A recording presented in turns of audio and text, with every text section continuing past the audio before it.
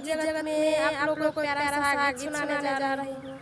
अगर गीत पसंद आए तो लाइक कीजिएगा, साथ ही मेरे चैनल पर नए हैं तो ध्यान से सब्सक्राइब कीजिए और अगर फेसबुक पे देखते हैं तो फॉलो कीजिए। प्लीज हमको सपोर्ट कीजिए। साँझ के